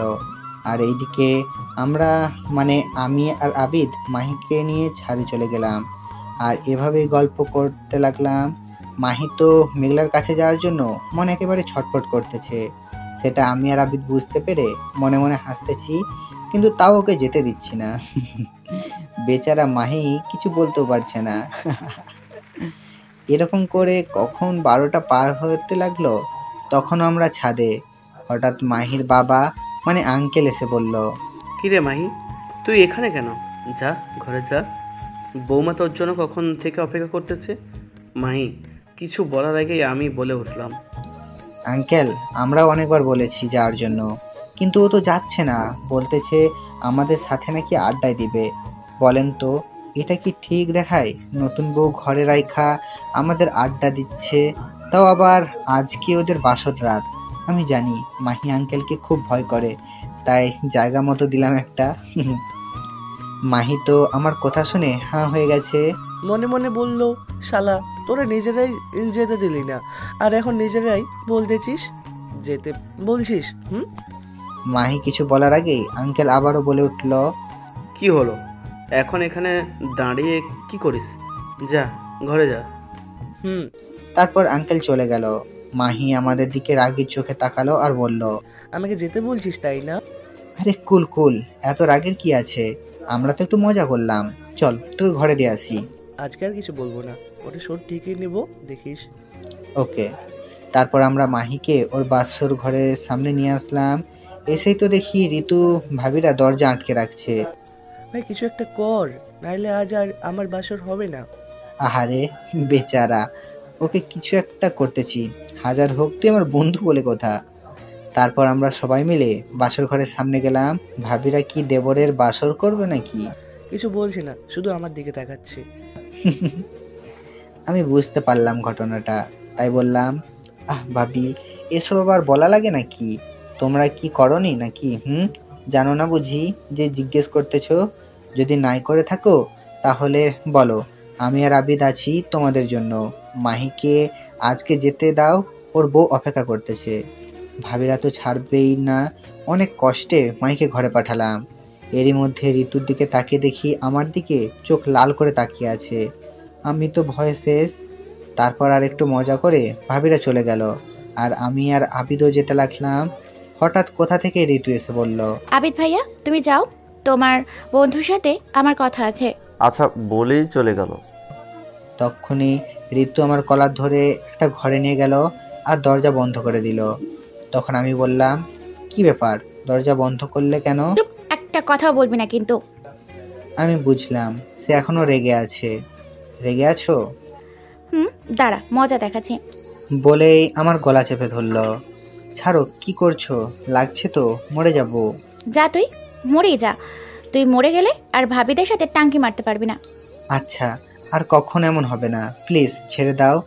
কিন্তু সে ছাড়ছে না, তাই আমি বাধ্য হয়ে ওর মাথার পিছনে হাত দিলাম আর চুল মুঠো করে ধরে চারঠোর এক করে দিলাম। তারপর এমনটা করাই ঋতু মনে হয় বরফ হয়ে গেল। একটু পর আমি তাকে ছেড়ে দিলাম। একটু পর শান্ত হয়ে ঋতু আমাকে বলল, কেন করো তুমি এমনটা? জানো না তোমার পাশে কাউকে ভাবতেও পারি না আমি, আর তুমি কি না? তখন ঋতুকে জড়িয়ে ধরলাম। তারপর ওকে বললাম, আরে পাগলি, আমি তো মজা করি সবার সাথে, তুমি বোঝো না? আর হ্যাঁ, আমি কখনোই তোমাকে ছাড়া অন্য কাউকে ভালোবাসবো না, প্রমিস। আর তোমাকে কখনো ছেড়ে যাব না। কিন্তু তাও এসব আর তুমি করবে না। আচ্ছা ঠিক আছে। তো রাতে তো খাওনি তাই না? সেটা আমি জানি। তুমি দাঁড়াও, আমি খাবার নিয়ে আসছি। বলেই সে নিচে চলে গেল খাবার আনতে। আমি তখন ভাবতে লাগলাম, আসলেই পাগলিটা আমাকে অনেক ভালোবাসে। একটু পর ঋতু খাবার নিয়ে আসলো আর বলল, খেয়ে নাও। খাবো না। কেন? যদি কেউ খাইয়ে দেয় তো তাহলে খেতে পারি। ওই, আমি কি তোমার বউ লাগি নাকি যে খাইয়ে দিব? বউ তো আর শুধু বউ না, আমাদের ভবিষ্যৎ সন্তানের আম্মু তুমি। বলে পেছন থেকে জড়িয়ে ধরলাম। হয়েছে, এখন ছেড়ে দাও আর আসো তোমাকে খাইয়ে দিই। তারপর ঋতু আমাকে আর আমি ঋতুকে খাইয়ে দিলাম, কারণ আমি জানি সেও খায়নি। তারপর ঋতু আমাকে গুড নাইট দিয়ে বাইরে মাহির সব কাজিনদের কাছে চলে গেল ঘুমাতে। আর এইদিকে আমরা কয়েকজন বন্ধু মিলে ঘুমিয়ে পড়লাম। ওইদিকে মাহি আর মেঘলা ভালোবাসার সাগরে ডুব দিচ্ছে, কারণ আজকে তাদের ভালোবাসা সম্পূর্ণ হলো। সকালবেলা আমরা সবাই ঘুম থেকে উঠে কাজ করতে লাগলাম। এভাবে সকাল থেকে দুপুর হতে লাগলো। মেয়ের বাড়ির লোকজন সবাই আসতে লাগলো। আবিদের তো কোনো খবরই নাই, কারণ সাদিয়া আসছে না, ওর সাথেই ব্যস্ত। তারপর দুপুরে খাওয়ার পর সবাই চলে যেতে লাগলো। আর এদিকে আবিদ সাদিয়ার নাম্বার নিচ্ছে। আর হ্যাঁ, সাদিয়াও আমাদের কলেজেই পড়াশোনা করে, সেও আমাদের 1 বছর বড়। তাও বুঝতেছি না, আমাদের 3 বন্ধুর কপালে কি শুধু সিনিয়র মেয়ে আছে নাকি? তারপর এভাবেই দিন চলে যেতে লাগলো। আমরাও বাসায় চলে আসলাম। তারপর থেকে আমি আর ঋতু একসাথে কলেজে যাই, আসি। মাহি আর মেঘলাও একসাথে যায় আসে। আবিদও সাদিয়াকে পটানোর চেষ্টা করতেছে। এভাবে কয়েকদিন চলে গেল। আজকে রবিবার, কলেজে এসেই আবিদ বলল, বন্ধু আজকে আমি সাদিয়াকে প্রপোজ করব। ওকে, করিস। বন্ধু তুই একটা ভালো করে প্রপোজ বলে দে না প্লিজ। শেষমেশ আমাকেই আবার ধরলি তোরা। দে একটা বলে, এত করে বলতেছে। তুই চুপ কর। দে না দোস্ত প্লিজ। ওকে, দিতেছি, বেশি নাটক করতে হবে না। তারপর আমি আবিদকে প্রপোজ বলে দিলাম। ও তো সেই খুশি। একটু পর সাদিয়া আসলো। সাদিয়া আমাদের কাছে আসলো। তখনই আবিদ ওর সামনে হাঁটু গেড়ে বসে একটা গোলাপ ফুল সামনের দিকে ধরে বলল, প্রপোজের কথা যা আমি শিখে দিলাম। দেখছি তোমার প্রথম যেদিন পড়েছি তোমার প্রেমে, থাকতে পারছি না আর তোমাকে ছেড়ে। ভালোবাসি তোমায়, ছেড়ে যাব না কখনো, তুমি ফিরিয়ে দিও না আমাকে। বড্ড বেশি ভালোবাসি তোমায়, তাই ভালোবাসার কথা বলতে করতেছি না দ্বিধা। তুমি শুধু আমার আই লাভ ইউ সাদিয়া। তারপর সাদিয়া আবিদের ফুলটা নিল আর প্রপোজ অ্যাকসেপ্ট করলো। তারপর তারা একে অপরকে জড়িয়ে ধরলো। একটু পর আমি বললাম, হয়েছে, এখন তো ছেড়ে দে, এটা কলেজ। তারপর তারা একে অপরকে ছেড়ে দিল। তারপর আমি আবারও বললাম, চল আবিদ, আজকে তুই খাওয়াবি, আমাদের সেই দিনে আমার থেকে খাইছিলি। ঠিক ঠিক, চল। তারপর সবাই মিলে রেস্টুরেন্টে গেলাম। সেখান থেকে খাওয়া দাওয়া করে সবাই যার যার জিপ নিয়ে ঘুরতে বের হলাম। ওরা ওদের মনে চলে গেল, আর আমি আর ঋতু আমাদের মতো। এভাবে সন্ধ্যার সময় বাসায় আসলাম। বাসায় আসতেই মা ডাকছিল, তাই ওনার রুমে গেলাম। তখন মা বলল, দেখ তো ঋতুর জন্য ছেলেটা কেমন হবে। না দেখে বললাম, বাদ দাও না, আমাকে এসব দেখাচ্ছ কেন, তোমরা যা হয় করো। আরে একবার তো দেখ, তুই তো ঋতুর একটা ভাই, তাই না? মায়ের জড়াজড়িতে আমি ছবিটা দেখলাম। বর দেখে আমার চোখে ছানা বড়া হয়ে গেল। যে ছেলেটা। তারপর মায়ের জড়াজড়িতে আমি ছবিটা দেখলাম, আর দেখেই আমি হাঁ হয়ে গেলাম। একবার ছবির দিকে তাকাচ্ছি তো একবার মায়ের দিকে তাকাচ্ছি। মা দেখি হাসতেছে। তখন মা বলল, কি ভেবেছিস আমরা কিছু বুঝি না? আর সুইটি, আমাদের সবাই বলেছে। আরে গাধা, তুই না বললেই কি আমরা তোর সাথেই ঋতুর বিয়ে দিতাম, আর সেই জন্যই তো ঋতুকে আমাদের এখানে আনছি। কি? মা সেটা ঠিক আছে, কিন্তু ঋতুকে এসব বলবে না, ওকে? কেন? সারপ্রাইজ দিব। ওকে। আমি আর কিছু না বলে ঘরে চলে আসলাম। এসে ফ্রেশ হয়ে ঋতুর রুমে গেলাম। দেখলাম ও মাত্র ফ্রেশ হয়ে এসে আয়নার সামনে বসে আছে। আমি চুপি চুপি ওর কাছে গেলাম আর পেছন থেকে ওকে জড়িয়ে ধরলাম। আর ও কেঁপে উঠল আর বলল, কে কে? আমি তোমার পিচ্ছি হবু বর্গ, ভয় পাইছো নাকি? ভয় পাবো না কেন? এবার হোট করে কেউ জড়িয়ে ধরে? সরি, কিন্তু কি করব বলো, তোমাকে দেখলে নিজেকে যে সামলাতে পারি না। তাই তো মশাই, আমাকে যদি পেতে চাও, শাশুড়ি মা থুকু, মামিকে আমাদের ভালোবাসার কথা বলতে হবে। না থাক, বলবো না আমাকে। কেন? বলে আর কি হবে বলো, বিয়ে তো আর দিবে না।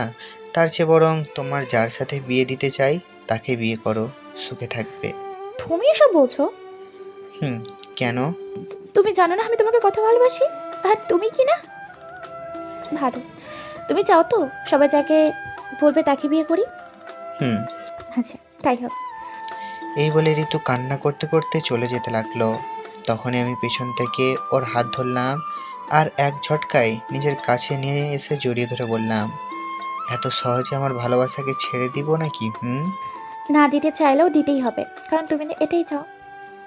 আমি কি চাই সেটা পরে বলছি, তার আগে এই ফুলটা নাও আর একটা খুশির খবর শোনো। তারপর আমি ওকে ছেড়ে দিয়ে ওর সামনে হাঁটু গেড়ে বসে বললাম, হ্যাপি রোস্টে আমার পাগলি। আর খুশির খবর হলো, মা নিজেই চাই তোমাকে ছেলের বউ করতে। আর ওই খাওয়ার টেবিলে আমার কথাই বলছিল, কিন্তু আমরা বুঝিনি। এটা বলার সাথে সাথে ঋতু আমার হাত থেকে ফুলটা নিল আর আমাকে জড়িয়ে ধরে কান্না শুরু করে দিল। বুঝি না মেয়েরা এত কান্না করে কিভাবে, আমাকে তো পিটাইলেও এক ফোঁটা পানি বের হয় না। তারপর আমি তাকে বললাম, এই পাগলি, কান্না করতেছো কেন? জানো আমার তখন কতটা কষ্ট হয়েছিল যখন তুমি ওইসব বলছিলে। আহারে শয়তান, আজে কি করছো? মারছো কেন? লাগতেছে তো। লাগুক, আমার বর, আমি মারবো, আবার আমি সেবা করব, তোমার কি? তাই না? তাই। দাঁড়াও, মজা দেখাচ্ছি। বলে ওকে আরো শক্ত করে জড়িয়ে ধরলাম। তখন ও বলল, আহা কি করছো, ছাড়ো, ব্যথা পাচ্ছি তো। পাও, আমার বউ আমি বুঝবো। তাই না? আর কিছু বলতে দিলাম না, তার আগেই বুঝতেই তো পারছেন। 5 মিনিট পর ওকে ছেড়ে দিলাম। ও তখন বলল, এবার কি কেউ কিস করে? একটু হলে তো মরে যেতাম। মরবে না গো। যাই হোক, শোনো না।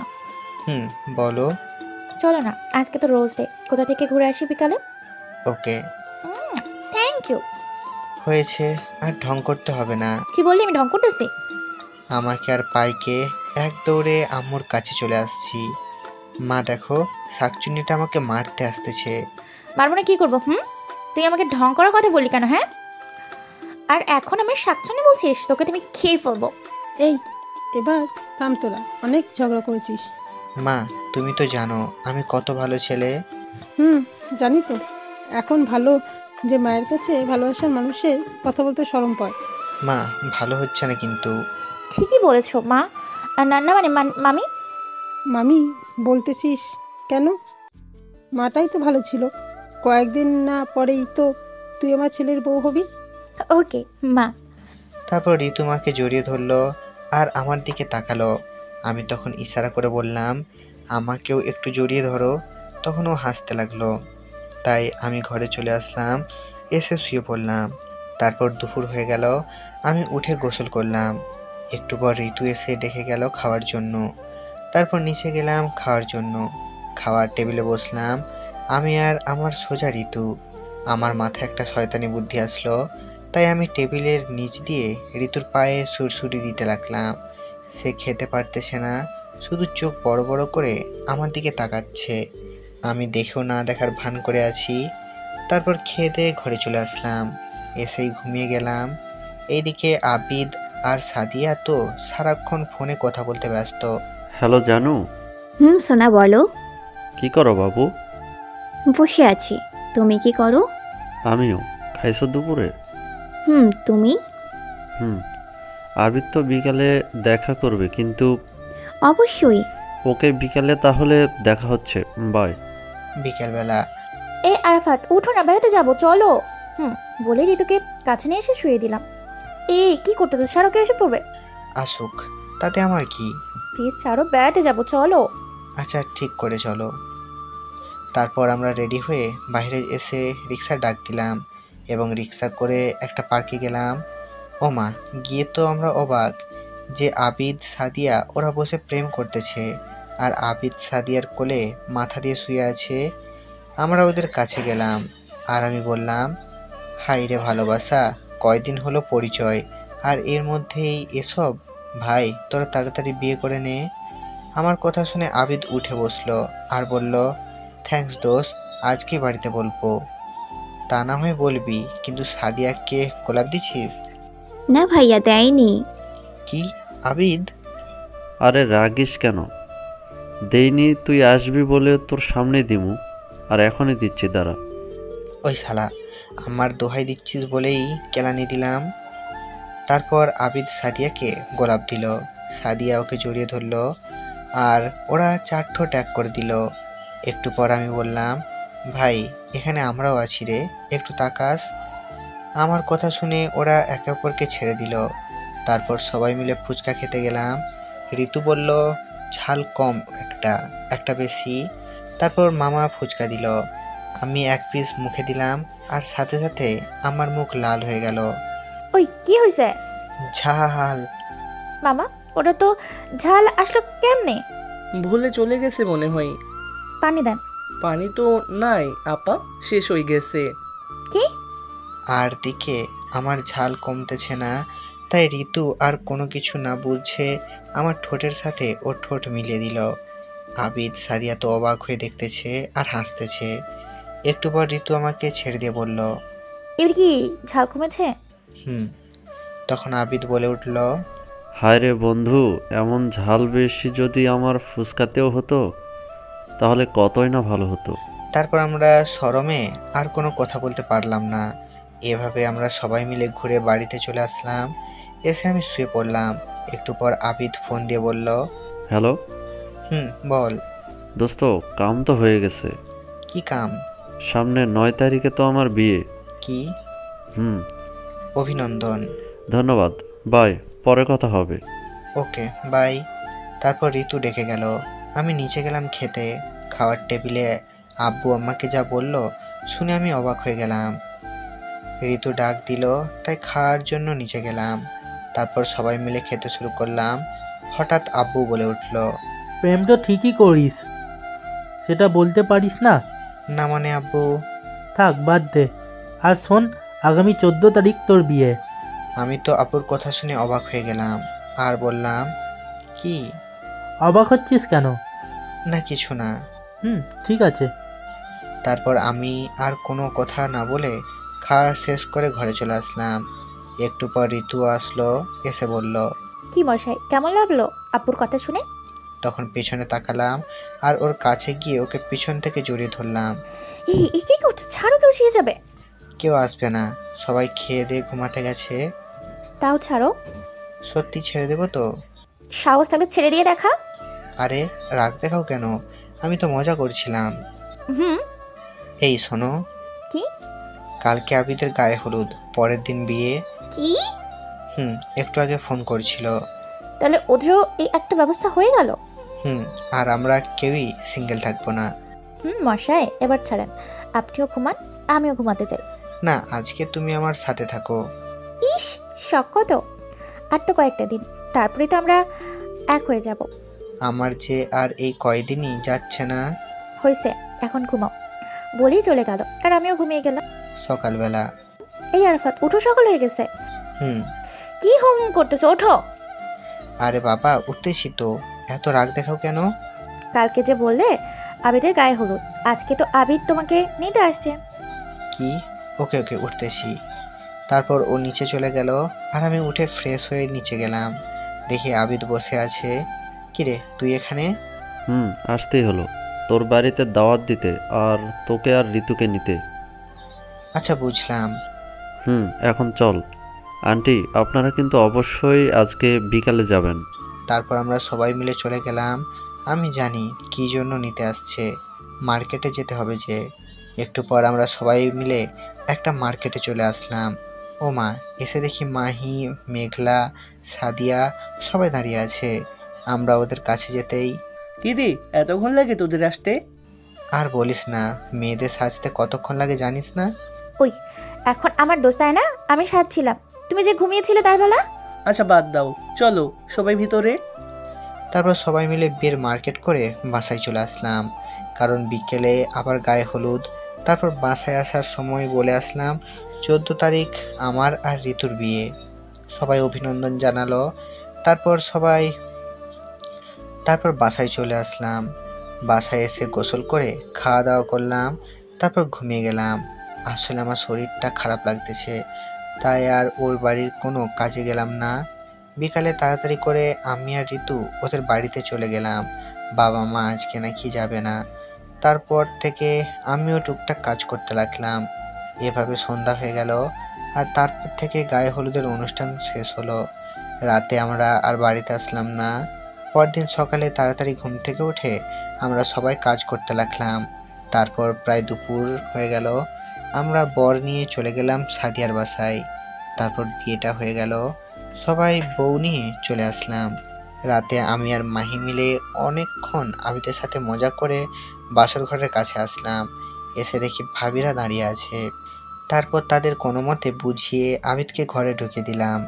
তারপর কি হলো আবিদ আর সাদিয়াই জানবে, কারণ আমি তো ভিতরে যাইনি, তাই বলতে পারবো না। শুধু এতটুকুই জানি ওরা সুখের সাগরে ভাসতেছে। এভাবে কয়েকদিন চলে গেল, আর 2 দিন পর আমার বিয়ে। ভাবতে আমার কেমন জানি লাগতেছে। তারপর আমি, মাহি আর আবিদের বাসায় চলে গেলাম। তারপর ওদের বাসায় সবাইকে দাওয়াত দিতে ওদের নিয়ে চলে আসলাম মার্কেটে। সাথে ঋতু, সাদিয়া, মেঘলাও ছিল। তারপর সবাই মিলে মার্কেট শেষ করে বাসায় চলে আসলাম। ওদের বললাম কালকে তাড়াতাড়ি চলে আসতে, কারণ বিকালে আমার গায়ে হলুদ। বাসায় আসতে আসতে বিকাল হয়ে গেল, তাই এসে গোসল করে খাওয়া দাওয়া করে ঘুমিয়ে পড়লাম। রাতে ঋতু ডাকলো খাওয়ার জন্য, তাই ঘুম থেকে উঠে নিচে চলে গেলাম খাওয়ার জন্য। তারপর আমি রুমে আসলাম, জানি ঋতু আসবেই, তাই দরজার পেছনে লুকালাম। ঠিক একটু পর ঋতু আসলো। ঘরে যেই না সে ঘরের ভেতরে পা দিছে, আমি পেছন থেকে দরজা বন্ধ করে দিছি। ওরও সেই ভয় পাইছে আর বলতেছে, এখন কি করছো? দরজা বন্ধ করলে দরজা খুলে দাও। চুপ, কোনো কথা নয়। তারপর আমি আস্তে আস্তে তার কাছে যেতে লাগলাম। সে পেছাতে লাগলো। এক সময় সে খাটে পড়ে গেল। আমিও ওর উপর শুয়ে পড়লাম আর বললাম, এবার কোথায় যাবে? দেখো প্লিজ, আমারটা করো না, আর তো একদিন। ভয় পাইছো নাকি? ধুর পাগলি, আমি তো মজা করছিলাম। ভয় পাবো না? এরকম মজা কেউ করে? আচ্ছা সরি। তাড়াতাড়ি ঘুমিয়ে পড়ো। বলেই ও চলে গেল আর আমি ঘুমিয়ে পড়লাম। পরের দিন সকালে ঋতু এসে আমাকে ডাক দিল। আমি ঘুম থেকে উঠে ফ্রেশ হয়ে নিচে গিয়ে দেখি বাড়িটা সুন্দর করে সাজানো হয়েছে। মাহি আর আবিদকে দেখলাম খুব কাজ করতেছে। আমার তো কোনো কাজ নাই। এভাবে সন্ধ্যা হয়ে গেল আর গায়ে হলুদের অনুষ্ঠান শুরু হলো। আমরা সবাই খুব মজা করলাম। রাতে আমি আর ঋতু, আবিদ আর সাদিয়া, মাহি আর মেঘলা সবাই মিলে খুব নাচ করলাম। আসলে ঋতু আমাদের এখানে থাকছে তো, তাই এখানে থেকে বিয়েটা হচ্ছে। তারপর সবাই যার যার মতো করে ঘুমিয়ে পড়লাম। পরের দিন সকালে তারপর ঘুম থেকে উঠলাম, কারণ আজকে আমার বিয়ে। তারপর ফ্রেশ হয়ে ঋতুর রুমে গেলাম। দেখলাম কয়েকজন মিলে ঋতুর সাথে মজা করতেছে। আমাকে দেখে একজন বলল, আরে দুলাভাই যে, আসেন আসেন, বউকা ছাড়া মন ছটফট করছিল বুঝি? বাকিরাও হাসতে লাগলো। কোনো কথা বললাম না, সোজা নিচে চলে আসলাম। তারপর দুপুর হয়ে গেল, আমাদের বিয়েটা হয়ে গেল। এখন শুধু ভাবতেছি রাত কখন হবে। তারপর রাত হয়ে গেল, কিন্তু মাহি আর আবিদ আমাকে নিয়ে ছাদে গেল। বলতেছে চল আড্ডা দিব। আমি আগেই জানতাম ওরা এমনই করবে, কারণ আমিও যে ওদের সাথে এমনটা করেছি। রাত 1টা বাজবে এমন সময় আব্বু আসলো, এসে বলল, কিরে ঘরে বউ রেখে এখানে কি করিস? যা ঘরে যা। আঙ্কেল, অনেকক্ষণ থেকে আমরাও বলছি, শুনছে না। দিল একটা বাঁশ জায়গা মতো। তারপর আমি আমার বাসর ঘরের সামনে দাঁড়িয়ে আছি। ভেতরে যেতে কেমন জানি লজ্জা করতেছে। তারপর কোথা থেকে ভাবিরা আর ওই হারামি দুইটা এসে ধাক্কা দিয়ে ঘরে ঢুকিয়ে দিল আর বলল, সাবধানে বিড়াল মারিস। তারপর আমি ভিতরে ঢুকে দরজা বন্ধ করে দিলাম। ঋতু এসে আমার পা ধরে সালাম করলো আর বলল, যাও অজু করে আসো, 2 রাকাত নামাজ পড়বো। তারপর আমি অজু করে আসলাম, তারপর নামাজ পড়লাম এবং ওখান থেকে ঋতুকে কোলে করে বিছানায় নিয়ে গেলাম। তারপর তাকে শুইয়ে দিয়ে তার 4 ঠোঁট এক করে দিলাম এবং আমি ঋতুর বুকের ওপর থেকে শাড়ির আঁচল দিয়ে ওর বুকে মুখ ডুবে দিলাম। হয়েছে, অনেক পড়েছেন, আমাদেরও তো শরম বলতে কিছু আছে নাকি? আর এভাবেই আরাফাত আর ঋতু ভালোবাসার সাগরে ভাসতেছে। তাদের ভালোবাসা আজকে পবিত্র বন্ধনে আবদ্ধ হলো।